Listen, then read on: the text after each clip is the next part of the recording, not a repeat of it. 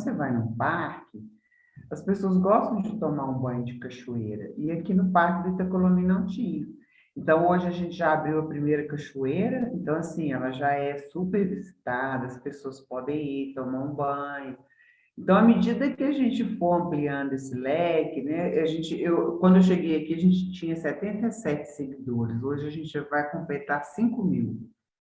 E a gente tem recebido um público aqui que são os motorhome. Então, tem vindo muitas pessoas de Santa Catarina, sul do Brasil, de uma forma geral, porque lá tem fábrica, lá eles têm a cultura do motorhome. Então, aqui na área de campo, e outra novidade, a gente fez uma área especialmente para os motorhomes. Então, tem ponto de luz, iluminamos o camping. Então, eu sinto muito, porque quando eu converso com algumas pessoas de Ouro Preto e Mariana, várias pessoas não conhecem o parque. Então, quando eu falo, nossa, mas eu tenho lá uma área de campo, não acredito. E quando elas entram, elas não acredito, gente, eu nunca vim aqui, isso aqui é maravilhoso. O Itacolomi é um parque maravilhoso, maravilhoso, oferece, para todos os gostos, entendeu?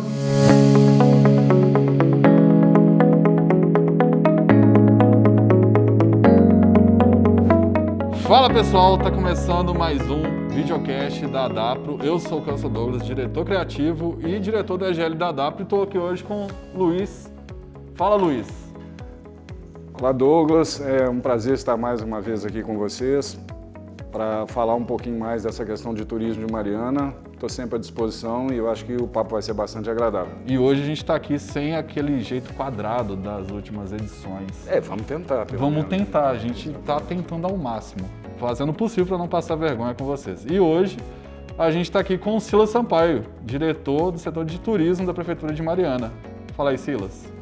Isso aí, Kelson. Luiz, prazer mais uma vez, né? Estar aqui com vocês. E vamos aí ter esse bate-papo, né? Da mesma forma descontraído, mas também, né, falando com a seriedade, né, sobre essa atividade turística no nosso município, que a gente almeja, né, que ela se destaque, principalmente agora, né, nessa mudança, vamos dizer assim, encarar esse 2022 aí, que se Deus quiser vai ser o período pós-pandemia, para que o turismo possa realmente consolidar, né, trazendo uma geração e distribuição de renda na parte econômica aí para todo o nosso povo. Muito bem. O nosso tema hoje, Silas, é turismo ecológico.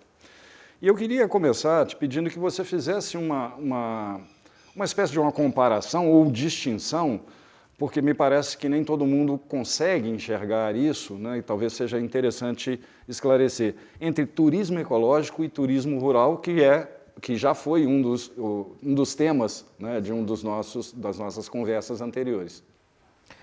Pois bem, Luiz, entre várias tipologias, né, 50, 60, enfim, várias outras relacionadas ao turismo, o turismo rural, né, parte, né, primeiro da premissa que é aquela atividade turística que acontece fora, né, do ambiente urbano, né, unicamente, né, no espaço rural. Hoje ele está muito apegado à questão do turismo em comunidade, né, um turismo voltado para os saberes, para as práticas, né, de atividades do meio rural, onde se destaca o artesanato, né, a culinária, a própria produção rural em si, né. Temos em nossa região essa produção rural muito relacionada às questões voltadas à agropecuária, né, um pouco também à própria pecuária, enfim, a esse tipo de atividade meramente rural. Então, tudo que acontece no ambiente rural, né, voltado para a atividade turística, onde o turista quer vivenciar, quer, né, sentir, né, como que as coisas acontecem nesse ambiente, com toda a sua calmaria, com todas as suas peculiaridades, e voltado justamente para esse tipo de turismo, né, bem relacionado à comunidade nesse meio existente, é o turismo rural num todo. O turismo ecológico, muito também, né, é tido como ecoturismo, ele é quando o turista, né, através do seu deslocamento, tem como principal fator motivador o ambiente natural, tanto para contemplação, quanto também para a prática, né, de atividades esportivas ou de lazer relacionados com o meio natural. Então ele pode, no nosso município específico, ele se faz presente, né, nas nossas cachoeiras, nas nossas trilhas, Hoje nós temos como grande destaque aqui também, né, a Represa da Fumaça, que tem tido inclusive investimentos, né, por ordem econômica voltados para a atividade turística. Então ele fica bem resumido nessa questão mesmo, né? São práticas de atividades meramente esportivas ou ligadas a uma busca de uma vida mais saudável, né, juntamente com o meio ambiente, que acontece dentro do ambiente rural. Deixa eu então perguntar o seguinte, porque a minha próxima pergunta aqui seria como que é o cenário de turismo ecológico em Mariana. Sim. E a gente sabe que, apesar de ser bastante importante, o cenário do turismo ecológico em Mariana ainda é bem aquém do que poderia ser. Com toda certeza. Só que tem um outro aspecto que eu acho que é legal a gente falar a respeito disso aqui, que é a Mariana ainda depende, 80% a 85% do PIB vem da mineração. Correto. Ou seja, a mineração é quem mais impacta... É o carro-chefe da nossa economia, né? É o carro-chefe daqui a 300 anos. Então, como que a gente consegue trabalhar? E isso é uma pergunta que acho que é feita em 100% dos lugares que tem mineração e tem possíveis atrativos ecológicos, né? Como que a gente trabalha o turismo ecológico numa região que é claramente dependente do extrativismo mineral, que é claramente responsável por afetar negativamente o meio ambiente? Como que a gente fala de turismo ecológico sem falar de um selo verde para a cidade, sem falar do meio ambiente da cidade? É possível a gente ter um turismo ecológico aqui em paralelo com a mineração ou é preciso ter menos um para ter mais o outro? Não, de forma alguma. Não só o turismo ecológico, mas todas as tipologias presentes aqui no nosso município pode andar paralelo com a mineração, inclusive utilizando de recursos da mineração, né, para serem investidos em infraestrutura e promoção, né, dessas variantes do turismo que nós temos no município. Mas indo bem em encontro à sua pergunta, Kelso, o que acontece? Sem dúvida alguma que os impactos da mineração, né, principalmente esse tipo de mineração praticado, né, ele tem uma questão muito negativa quanto ao ambiente natural, né? A forma que isso aconteça, os impactos são assim de um volume muito grande quanto ao ambiente natural. Mas quando você separa que a mineração ela não ocorre em toda a parte do município, né? Eu falo que a gente tem um polo de mineração em Mariana, o município é muito grande, 1.200 km², um dos maiores municípios, né, de Minas Gerais. Enfim, faz com que você tenha o ambiente, né, ligado à mineração num certo ponto e outros espaços onde a mineração não está diretamente ou nem mesmo indiretamente, né, ligada, não acontece esse tipo de exploração, aonde pode ser praticado essa atividade ligada ao turismo ecológico, ao ecoturismo. E até mesmo nos espaços onde acontece a mineração, posso te dizer, em distritos, né?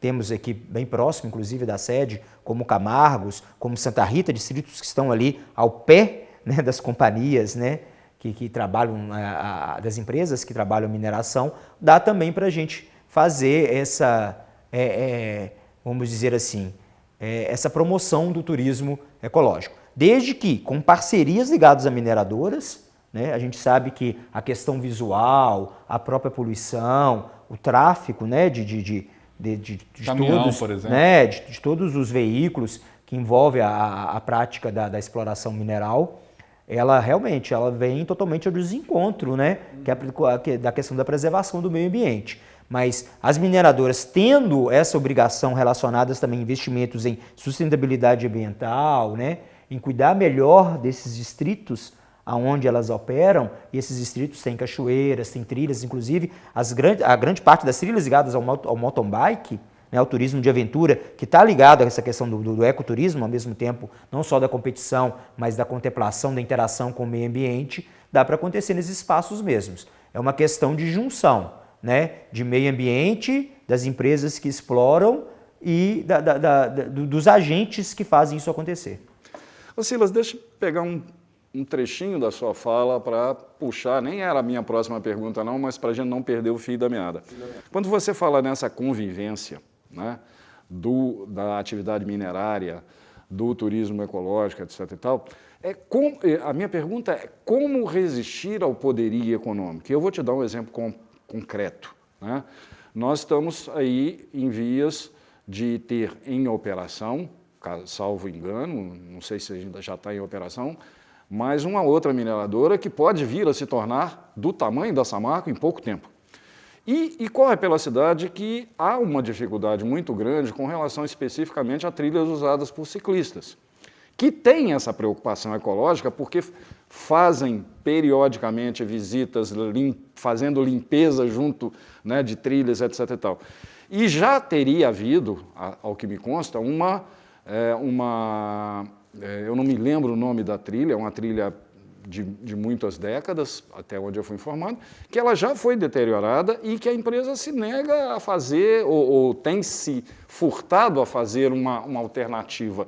Como é que você vê, como é que o poder público encara essa questão de não poder, entre aspas, afrontar esse poderio econômico e, ao mesmo tempo, preservar as atividades do turismo ecológico, mais especificamente em Camargo, se você sabe de que eu estou falando? Sim, ô Luiz, é realmente um grande desafio, né? Eu acho que o poder público realmente ele tem que ter todo esse patrimônio natural ecológico mapeado, né? Um levantamento minucioso, né? Não só dessas trilhas, mas de cachoeiras, mananciais, tudo isso que pode ser utilizado tanto para as comunidades ali inseridas, como também, né, para servir como um produto voltado, né, à atividade turística, para que isso seja conservado. Então, isso realmente tem que ser uma missão. Eu acho que todo o investimento da mineração, que traz para o município uma maior arrecadação, e isso é muito bem-vindo, né, que esses recursos eles são aplicados em distintas áreas, né, de qualidade de vida do nosso povo, como saúde, educação, segurança e por aí vai, isso não pode extrapolar os limites que afetam a nossa questão ambiental. Então, acredito eu que o poder público, através, né, dos seus órgãos, como secretarias de meio ambiente, né, os próprios conselhos voltados ao meio ambiente, a gente tem um Conselho Mariana muito ativo, né, nesse sentido, enfim, e outras entidades também da sociedade civil, deve fazer com que né, toda essa preocupação realmente exista e não que bata de frente, mas que haja uma sinergia nesse sentido, que as mineradoras respeitam, né, e chegam num consenso que a sustentabilidade seja o principal caminho. Tem outra questão que eu até anotei aqui agora, que acho interessante porque tem a ver com o turismo ecológico. Que a gente está falando aqui de mineração, como que mineradoras trabalham em lugares, são cidades que são dependentes da mineração, do extrativismo, e a gente está falando na verdade, de um embate entre o capital e as necessidades da cidade, na verdade é isso. E normalmente todo lugar que tem mineração tem esse tipo de problema, não é uma coisa exclusiva em Mariana, inclusive é difícil sair desse ciclo da mineração, da dependência econômica mesmo em todos os lugares. Nós estamos num estado que chama Minas Gerais, né? Só que existe um detalhe. Tem uma cidade que chama Muriaé, aqui Sim. em Minas, que o Frei Gilberto, junto com o Movimento Popular da Soberania da Mineração, o MAM, eles conseguiram barrar a entrada de mineradoras num parque ecológico, transformando esse parque, que é o Parque Estadual da Serra do Brigadeiro, num patrimônio hídrico. Ou seja, não poderia ter mineração lá, porque lá afetaria as águas da cidade. E hoje a gente pensa que o capital que entra da mineração para a cidade é muito bom, apesar de que Ouro Preto, Mariana e Itabirito, que tem muita mineração, não tem um IDH tão alto quanto as 20, 30, 40 primeiras cidades em IDH do estado, ou seja, não reverte em índice de desenvolvimento para as cidades. Ou seja, falar que entra dinheiro não necessariamente quer dizer que a cidade fica interessante, isso é uma mentira, a gente já comprovou. Claro. Mas a gente sabe que o grande ouro que a gente vai ter econômico nos próximos anos já é a água, que é o que realmente impacta no turismo ecológico. Existiria, então, um projeto ou conversas, porque eu nunca ouvi, acho que o Luiz também nunca ouviu, projetos em qualquer esfera de defender a água de Mariana e com isso tornar um patrimônio e com isso melhorar o turismo ecológico na cidade? Existe essa conversa hoje? Ô Kelson, eu não saberia entrar em detalhes como que andam as políticas voltadas, né, para a parte hídrica. Né? Não é uma pasta que eu tenho tanto contato assim. Mas por ser servidor público, né, e acompanhar, né, projetos, não de perto, né, mas poder acompanhar, mesmo que de longe, vamos dizer assim, várias coisas que vão acontecendo a nível de gestão pública, né, e sociedade civil no município, eu posso te dizer o seguinte, que há uma preocupação sim com nossos mananciais hídricos. Veja bem que né, salve se eu estiver enganado, grande parte desses recursos hídricos hoje, né, se encontra na região do Parque do Itacolomi, que pertence, né, grande parte dele, 70%, 80%, como é de saber de todos, ao município de Mariana, né? Boa parte da água que abastece a nossa sede vem daquela região ali das cachoeiras, da Serrinha. E que acaba indo para o Rio Doce depois, no final. Justamente. Então, eu acredito que, ainda bem, ali não é uma área de exploração mineral, salve-se uma área mais para frente, que está tendo uma exploração, se eu não estiver enganado, até de bauxita, que é nos, né, subdistritos de Vargem, Pombal, né, para aquela região, que inclusive tem umas questões ambientais lá que estão sendo discutidas nesse sentido.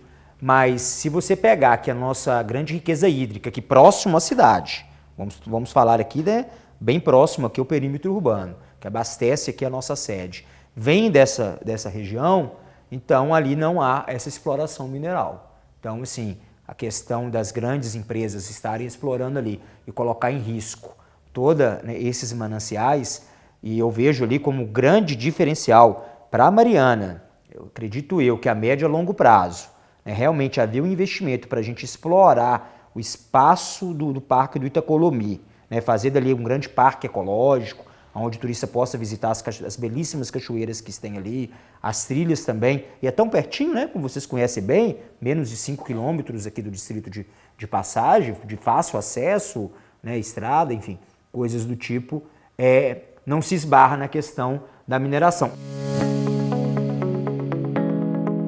Meu nome é Maria Lúcia Coimbra Cristo, sou gestora do Parque Estadual do Itacolomi, eu sou servidora de carreira do IEF e sempre trabalhei na cidade administrativa, até que um dia me chamaram, me convidaram para fazer a gestão da unidade de conservação e eu aceitei um grande desafio e desde então a gente vem aí desenvolvendo vários projetos. O parque ele tem 5.971 hectares e 81% está em Mariana, do território, né? Ele é dividido entre os municípios de Ouro Preto e Mariana. 81% desses 5.971 hectares estão em Mariana e, inclusive, o pico está no território de Mariana. Nós tivemos o plano de manejo, né, um documento que todas as unidades de conservação têm, que apresenta todo o estudo, né, ambiental, faz o zoneamento da unidade, onde que serão os atrativos, o uso público. O nosso foi feito a primeira vez em 2007, publicado em 2008. Então, ele já estava ultrapassado, né, porque tudo numa unidade de conservação, num parque, é muito dinâmico. E agora, esse ano, nós tivemos a aprovação da revisão do nosso plano de manejo. Então, vários atrativos que foram diagnosticados e não foram inseridos nesse plano de 2008, agora foram inseridos. E vários atrativos dentro do território de Mariana, porque preocuparam muito aqui com a parte da fazenda, né, onde existe a regularização. Então, agora, a gente ampliou esse leque, colocou vários atrativos, porque a região de Mariana é uma região que contempla, né, muitas cachoeiras, a gente tem até, né, um bioma muito, muito marcante, então não poderia ficar de fora. Então, nessa revisão agora, foram colocados todos os atrativos de Mariana e ampliados também os de Ouro Preto. A gente ainda não tem uma portaria em Mariana que seria o ideal, e a gente já tentou construir isso várias vezes com Mariana, mas a gente sempre esbarrou, né, em algumas dificuldades, né, e não conseguimos. A área não é regularizada. Então, a área das cachoeiras, elas pertencem a uma empresa. Então, tem que fazer a regularização dessa área, né? O Estado indenizar essa empresa. Então, todo um processo. Nós temos lá a captação de água de Mariana. Então, né, o Itacolomi, ele é um fornecedor hídrico de Ouro Preto e Mariana. E as questões mesmo de o custo de uma portaria, porque uma portaria em si, ela não fica cara. O que fica caro são os funcionários, né? A gente precisa de ter monitor, porteiro, vigia. Então, a gente já tentou, né, fazer com a Mariana uma parceria, e que infelizmente não caminha, né? Então, como diz, eu não tenho esse poder de decisão, então fica sempre entre, né, o poder executivo de Mariana e a gestão, a diretoria geral do IEF. A gente tem ali na região da Serrinha um outro problema, que é o bairro Cabana, né? As pessoas entram muito por fora, então é muito desordenado ali. Então, a gente vai, provavelmente o Itacolomi vai ser concessionado, então a parte de uso público vai ser entregue à iniciativa privada. Isso aí, de uma certa forma, vai nos possibilitar, vai nos liberar para que a gente tenha uma presença maior ali naquela região, que hoje a gente não consegue, a gente fica restrito. Então, nós já estamos planejando de fazer toda uma educação ambiental na área, colocar placa, colocar lixeira, estar mais presente. Então, isso aí já vai marcar uma diferença. A concessão, a gente tem que primeiro, assim, saber a diferença de concessão e de privatização. O parque não vai ser privatizado. Ele vai ser entregue à iniciativa privada, à utilização dos serviços durante alguns anos. Então, isso é diferente, né? Isso é uma diferença muito grande. Então, assim, a propriedade continua sendo do Estado. Então, o que acontece? Hoje em dia, existe uma tendência mundial e nacional de fazer com que as pessoas tenham mais possibilidade de estar nas áreas verdes. O turismo, em outros países, em parte, movimenta financeiramente, traz renda, traz emprego. Então, já tem uma pesquisa que fala que cada R$ 1 que se investe em uma unidade de conservação, o município tem R$ 8 em uma previsão assim, muito baixa, mas acredita-se que até R$ 15 de retorno. Então, na verdade, é uma realidade que é incontestável. Abrir o parque para a sociedade, a gente sabe que as pessoas, que quando elas estão dentro de uma unidade de conservação, elas começam a criar muito mais o espírito de conservação, porque elas veem aquele potencial ambiental. Então, assim, são várias vertentes que vão se unindo para poder chegar nesse ponto. Inicialmente, como eu sou funcionária de carreira do meio ambiente, eu tinha um pouco de receio. Mas o que acontece? Se você analisar, o Itacolomi, 5% é uso público e 95% é área verde, que hoje, infelizmente, a gente não cuida, porque a gente fica preso no uso público e sem ter nenhuma expertise de hotelaria, de diversão, de entretenimento. Então, você passar 5% do parque para a iniciativa privada tomar conta, eles vão melhorar, vão capacitar, vão oferecer serviço de qualidade que a gente hoje não oferece. Então, na verdade, a gente fica preso a um uso público de má qualidade e sem poder efetivamente estar fiscalizando, porque a gente tem extração ilegal de candeia, a gente tem caça, a gente tem coleta de flora, a gente tem animais atropelados, que a gente não tem como olhar e a gente fica apagando incêndio. Quando a concessão chegar, a gente vai fiscalizar, eu estou participando de todo o processo, então é um edital, um contrato muito bem amarrado, e a gente vai fiscalizar e vai poder ter a liberdade de estar na Serrinha, de estar ampliando, porque na Serrinha não vai ser concessionado, somente a parte regularizada, que é a fazenda.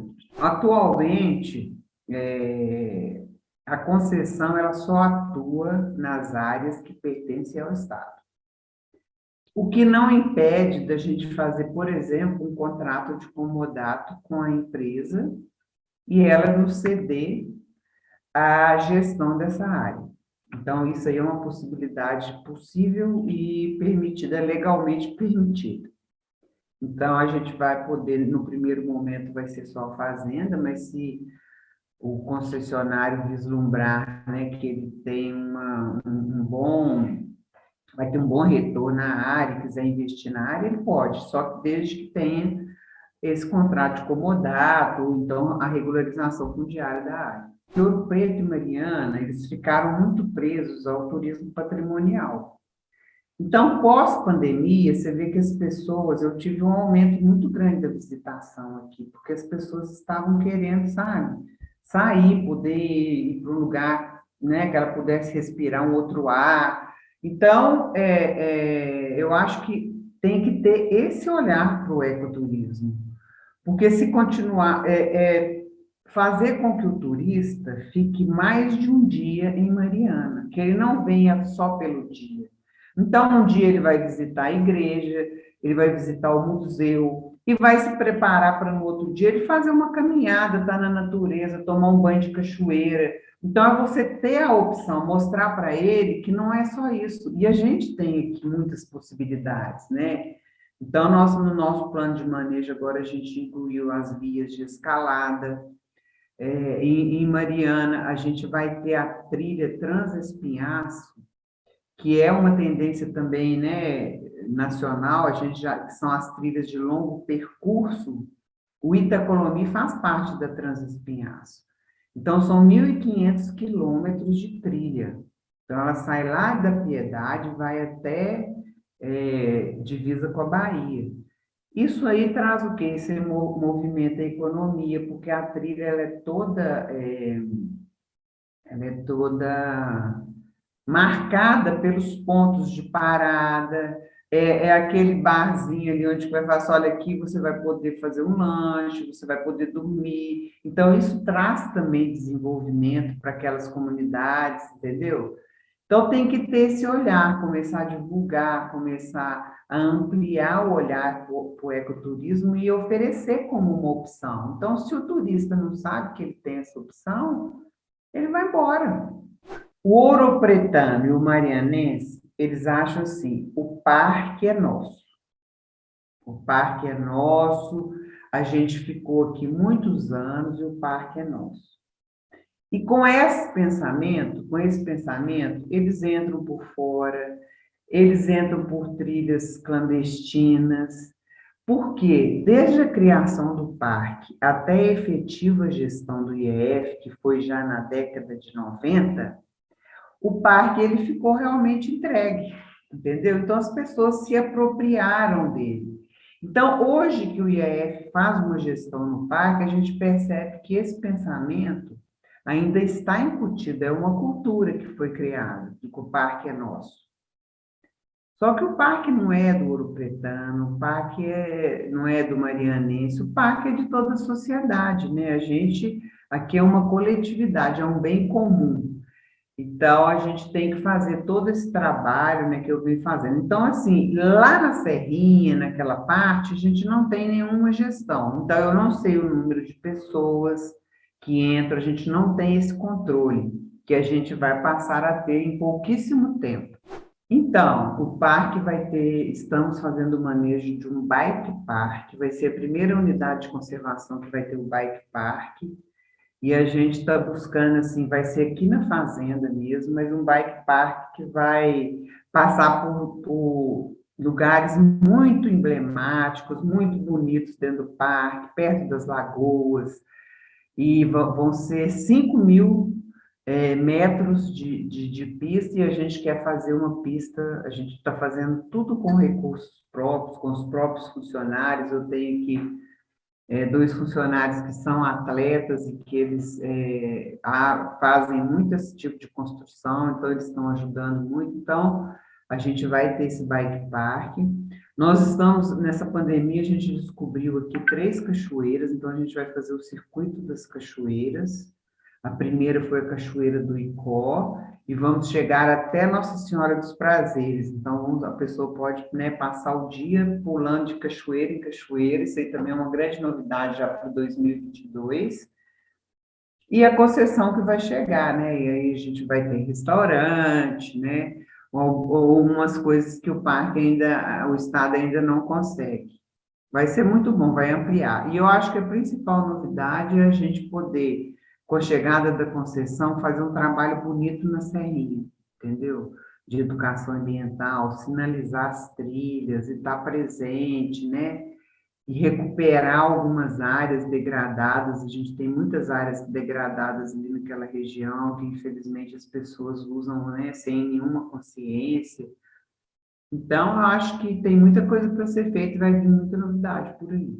Quando você vai no parque, as pessoas gostam de tomar um banho de cachoeira, e aqui no Parque do Itacolomi não tinha. Então, hoje a gente já abriu a primeira cachoeira, então, assim, ela já é super visitada, as pessoas podem ir tomar um banho. Então, à medida que a gente for ampliando esse leque, né, quando eu cheguei aqui, a gente tinha 77 seguidores, hoje a gente já vai completar 5.000.